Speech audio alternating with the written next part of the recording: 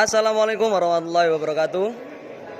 Perkenalkan, kami dari Teknik Kimia SI6 Universitas Internasional Semen Indonesia akan mempresentasikan maket dari industri kami, yaitu berupa maket pembuatan tepung dari talas dan pembuatan kristal jahe. Adapun proses yang pertama adalah pembuatan dari kristal jahe. Pembuatan kristal jahe ini diawali dengan bahan baku yang disimpan di dalam storage. Di dalam storage ini terjadi penyimpanan bahan baku berupa jahe yang masih segar. Kemudian setelah disimpan di dalam storage tersebut, jahe diarahkan menuju alat, yaitu berupa juicer atau blender. Di dalam blender tersebut terjadi penambahan air sebagai pelarutnya untuk menghasilkan sari dari jahe tersebut. Setelah didapatkan sari dengan tambahan ampasnya, proses selanjutnya adalah memasukkan sari dan ampas tersebut ke dalam filter, sehingga dihasilkan sari murni dari jahe.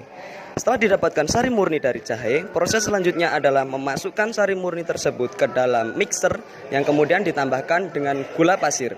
Setelah terjadi proses mixing antara gula pasir dan sari jahe, tahap selanjutnya adalah memasukkan ke dalam evaporator. Di dalam evaporator ini terjadi proses penguapan sehingga kadar air yang terdapat di dalam jus jahe atau sari murni jahe tersebut mulai berkurang sehingga viskositasnya mulai naik, dan selanjutnya dimasukkan ke dalam alat bernama crystallizer untuk merubah dari jahe murni atau sari jahe yang sudah mulai naik viskositasnya tersebut menjadi bentuk kristal, sehingga didapatkanlah produk berupa kristal jahe. Tahap selanjutnya adalah pembuatan dari tepung talas. Untuk pembuatan tepung talas sendiri dimulai dengan bahan baku yang berasal dari storage. Di sini terdapat dua macam storage, yaitu yang pertama dari storage talas itu sendiri, dan kedua adalah storage dari daun kemangi. Pada storage talas di sini terjadi proses pemotongan di dalam crusher, di dalam cutter.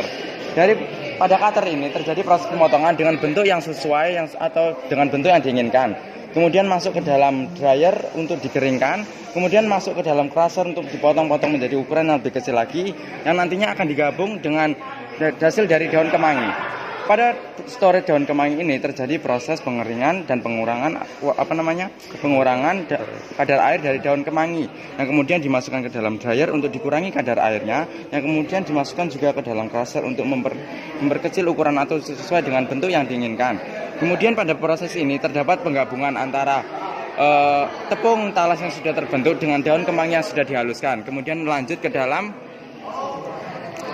Setelah semuanya sudah bertemu, kemudian proses selanjutnya adalah mixer. Jadi di dalam mixer akan terjadi mixing antara semua bahan-bahan yang sebelumnya sudah tercampur menjadi satu.